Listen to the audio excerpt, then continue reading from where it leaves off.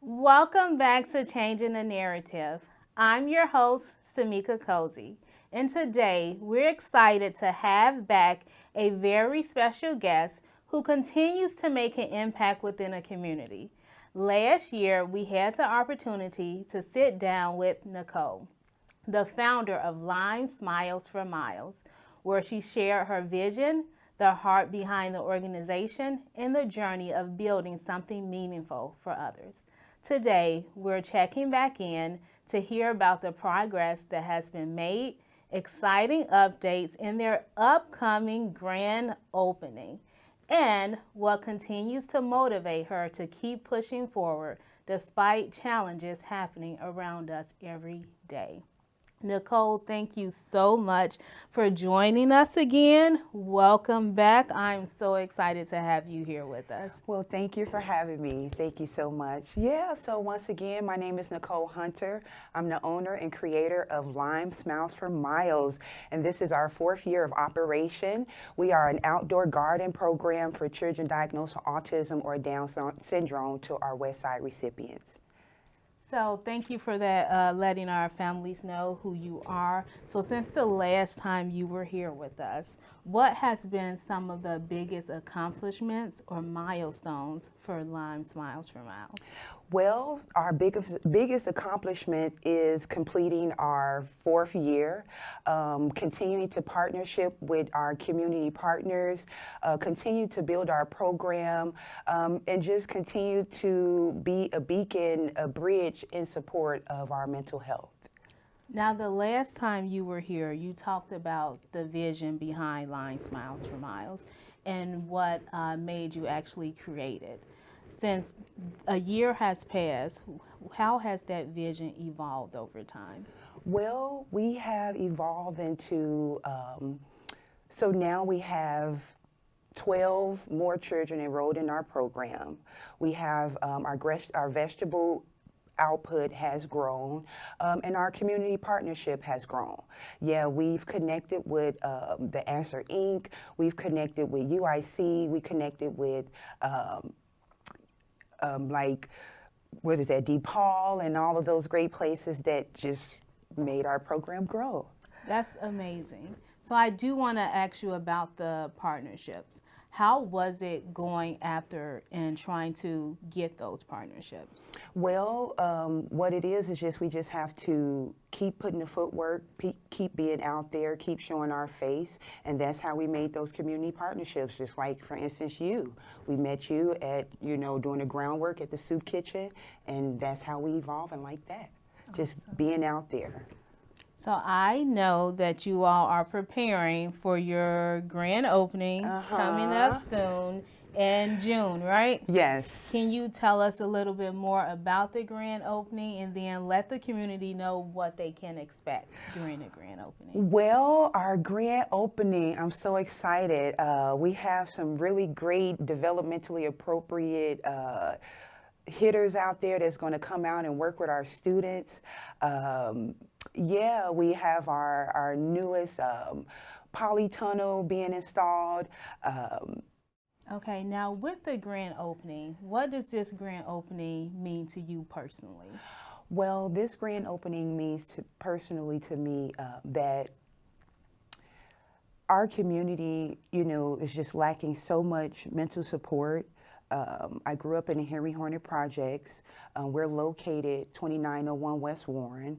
And so if you know that community, that area right there was a vacant lot for 10 years.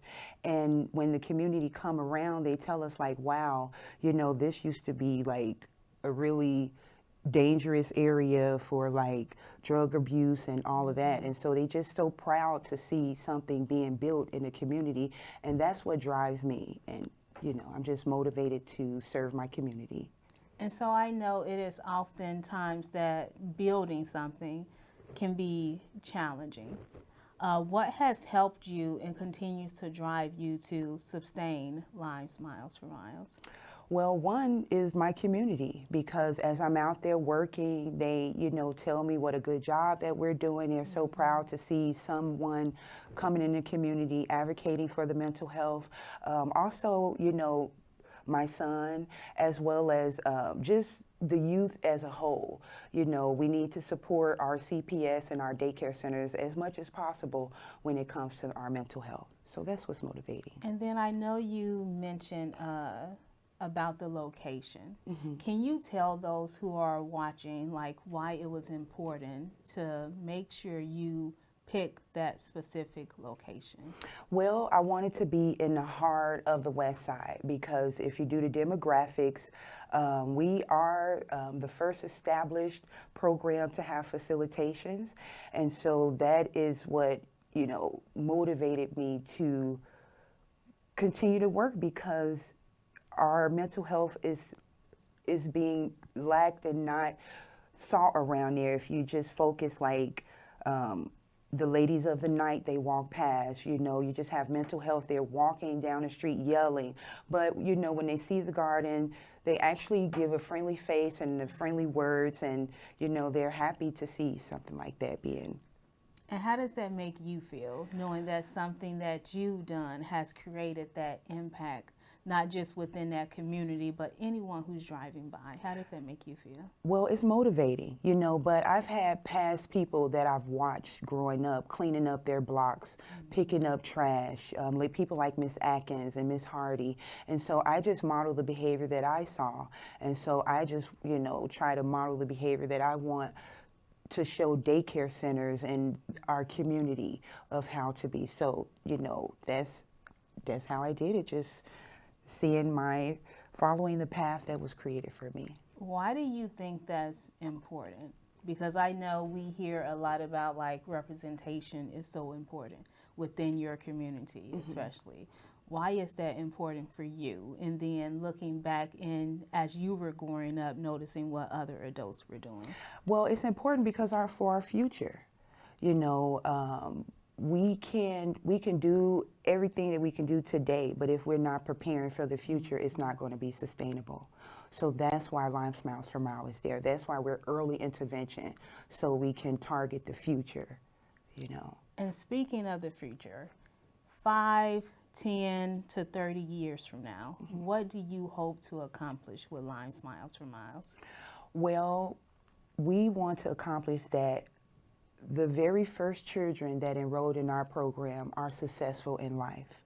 We are not big on quantity, we big on quality. Yes. So that's what will, answer that question. Seeing my children that started in the program being successful, being active, productive members of society. Can you share a few of those success stories with our listeners today, like things that you have noticed since you started the program? Yeah. Well, our children tend to be kind of antisocial. They kind of play by themselves or parallel play. But the more they're in the program, they become more closer and more social with their friends. You hear more language out there. You see more social skills. You get more farming, you get more skills that they can use later on in life that connect to other skills. And just, when they first come in, they kind of solitary, but now they're group playing and completing tasks and working in corporate play and just making more executive decisions. And that's what we want, we want to target early intervention so we get a better outcome. Now, can you talk about, because I was at a few of the events last summer, and so I got the opportunity to personally see what some of the children were doing. But can you share with everyone some of the tasks that they do? Yeah. Well, our children, it's an autonomy garden, guys. So they have the autonomy to run free and do what they please. And we teach our children based off of play. And encourage our teachers to go to the children and teach them through there. So yeah, some of the tasks, they have to water the plants. They have to take the seedlings out of their cup and repot them. They also, we have Legos out there. They complete those little fine Lego tasks. So just being able to sit for a while, and just have fun. That's the main task to complete. Yes, and I absolutely love walking in there and seeing, like, every time I go in, there's something new there for the children to do. So that is amazing. Yes, to Thank God be you the for glory. continuously growing the space there.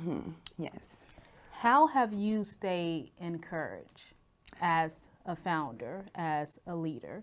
And so I know you have your board members, and then I was gonna know say that them. you also have like the teachers and others who come and support you. But how do you stay encouraged during those difficult moments? Well, I stay encouraged by knowing that the need is imperative, and also absorbing the challenges that I face daily, and knowing that nothing comes easy, and if it's if it's happening, then it's supposed to keep happening. So do not let challenges or people that don't understand the situation discourage me from continuing to work with the population that needs to work. Yes, I love that. And so I know you mentioned the board in the beginning, so with them encouraging you. And so can you tell, because there's probably someone who's watching right now who's trying to do everything by themselves. Can you tell people why it's important to build partnerships, to have that board member foundation, and to have other people to support you instead of trying to do it alone? Well, because if you're working with a population, you can't do it alone. You have to have fresh ideas, people that have been in the field for a while to come in and help you, and just like being able to see things that you don't see, fresh ideas, advocacy for you. Things become overwhelming, and then if you're a parent and then you have a child with a developmental delay, you need all the help that you can get, yet alone starting a program for the mass population. So it's important to tap into all avenues. Your board members are your biggest supporters. I really appreciate my board members. If it wasn't for them, I don't know where Lion Smiles for Miles would be. So thank you so much, Ms. Bernice Porter. Thank you for Rosie Rivera for doing what you guys do at Lion Smiles for Miles. And just as well as motivators like my mentors, teachers, the field, all of that stuff. Yep. I have another question for you. When you look at yourself since you started this program, how have you seen yourself grow? We talked about like the children, but how have you seen yourself grow since starting this program? Well, I have matured. I have learned to be a real boss, to be able to run a program or to be able to hire people to do something in your job. I feel that you need to know how to do every component in that job, and you need to know how to effectively do it, as well as maintain your mental health and be happy, as well as run your household and keep your child fed and on school on time. So, I just see myself just cocooning, metamorphosing into like a new person. Our name is changing, so I'm not Nicole Hunter anymore. I'm Lion Smiles for Miles. Yes, I love so that. yeah, that's the change. I love that. And so over the last year, or even since you started the program, have there ever been moments to where you stopped and you looked at everything and got a little emotional and you were reminded like the reasons why you started this in the beginning? Oh yeah, I get like that halfway every major event that we advertise.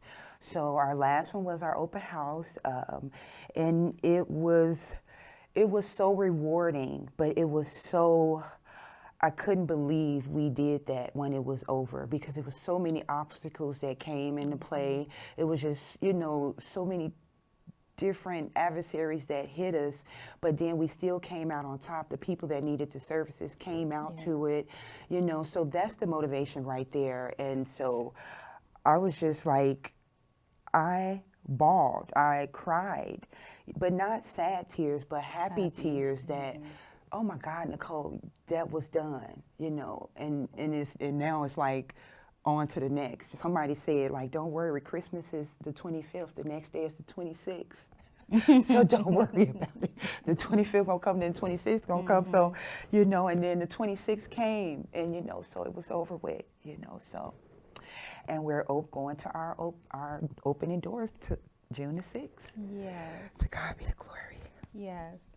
Can we talk about the sign up and everything? Because we're talking about, like, you're preparing to have that opening of the doors on June the 6th, inviting the families to come out, inviting the families to also sign up their children for the event. Can you let everyone know how those families can actually get their children signed up? Yes, you guys can always check out our social media platforms, whether it's Instagram, Facebook, or YouTube. We always have our enrollment form attached in our bio. And just always check us out at community partner events. Shout out to the Parent University over there. They always like making sure we are in the loop of things, right? Yes, Yes. the Parent University is amazing. Yes. And so they also have a number of events that happen about every 3 or 4 months too. So Yes. they really do what they can to bring the community together. And so there may be people who are seeing you for the very first time. What do you want those people to know about your mission? Well, guys, if you're just now seeing me, this won't be your last time. Brief history about me: I'm from the Henry Hornet Projects. I'm from the city of Chicago, and I've been raised and bred in this community, and I see the need, and I'm relevant to the people. So yeah, you would not see this smiling face. This would not be your last time. Awesome. Now, there's a lot of people, I know we spoke about if someone else was trying to do this on their own. So there's also people who are afraid. They're afraid to start, afraid to push through. Can you share a little of your experience when you were starting, and then just talking to them about pushing through with their vision when they are afraid? Yeah. So my thing is fear. I mean, being afraid is a real emotion. You know, it actually gets you to the next step if you don't ignore it. So embrace that fear. But also don't give up, step out, talk to people about it, share your ideas, get in groups where you can talk about it, and then don't be afraid to pitch your idea to people, because that's how I got my space. I was like on a group, and I was like, I have a program, guys. I need this space. And this beautiful lady, Gina Jameson, she was jumping up and down in the back, was like, here, you can use my space. You know, so just get around the right people, stay aligned with our Heavenly Father, you know, and then things will line up for you. Yes, I love that, especially the making sure that you're aligned, not just within what you're doing, but also within God. So amazing. Thank you for sharing that. Now let's go back into the community support. So I know you mentioned that you've already partnered with a number of partners within the community. If there are other organizations that are looking to partner with you, how can they do so? Yeah, you can always reach out to us on social media platforms. You can always reach out to Sammika Cosey, and she will always connect us. Yeah, you can follow us at limesmilesformiles.com. You can also follow us on Facebook or all social media platforms to please stay connected. How has the current community support helped Lime Smiles for Miles along this journey? Oh, if it wasn't for our community, we would be broken into, things would be stolen, because we are an outdoor space, guys. So don't be afraid of your vision. Don't be intimidated, because if your vision is well, it will stay there. So my community leaders, I mean, like the neighbors, they look out for the space. People that are invested in the neighborhood and building things, they see us, they call me and make sure things are, you know, going well. The community play a big role in Lime Smiles for Miles, and we really appreciate you, West Garfield, for accepting us in your community. Now, I know you mentioned that you all are outside. There are some people who will possibly do something like this on the inside. Why was it important for you to make sure that what you were doing stayed outside? Because our kids need to get outside. They need to be more active, more involved, getting more vitamin D in their bodies, and just being seen and being accepted and appreciated. And to also model the behavior for future child care providers. You know, it's easy to get a building and get kids, but it's how do you actually model teaching and developmentally appropriate practices and making it safe for everyone? So I also wanted to get a little bit more detail of what is it like when you leave with individuals who may be currently struggling and trying to push through. So those families that come to you and you notice that they're still having that difficult time right now, and they don't have that support. It can be a past family, a brand new family. Like, what are some of the encouraging words that you tell them to continue to go? And this is ongoing in our program because we're not just here for the kids, we're here for the family and the community. And so my encouraging words is I'm a listening ear. I listen to them. I don't rush them off the phone. You know, if Lyme Smiles for Miles can't help them, we refer them out. So that's why we make community partners like UIC, DePaul, places that have, you know, fresh answers to that in the city of Chicago. You know, just parent support groups that we have, you know, just constantly checking on them. So even when our program is out, we still check on our families. And so I want to talk about like the parent support groups. What changes in your families have you noticed when you are able to provide them with the resources they needed to either you all do a parent support group or providing them with the resources to join one? What differences do you see? Well, they're more happy to be involved in a social group of people that they can have the common conversations with. And I had a parent that say, it's so great to have a place where we don't have to keep saying, I'm sorry, you know, for their child's behavior. Just you know, supporting. And that's a very big one that we're ending on.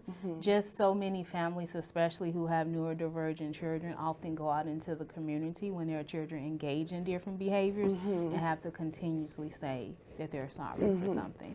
That's why I love what it is that you all are doing, and I'm so grateful to have you another time to just sit and talk about what you're doing with Lyme Smiles for Miles. So thank you. Thank you for having us. Thank you. So thank you everyone who is at home joining us, and thank you so much again for sharing your journey, your growth, and the start behind Lyme Smiles for Miles.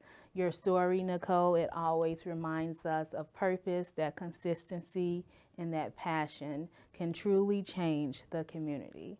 As we continue to face challenges throughout the world, conversations like this remind us that it's important to continue to push, to keep building, and to continue creating space that will bring us hope and support to others. To everyone watching, thank you for tuning in to another episode of Changing the Narrative.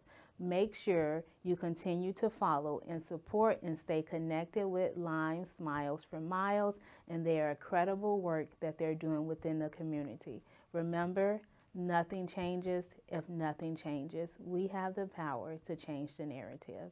Thank you. Thanks, guys.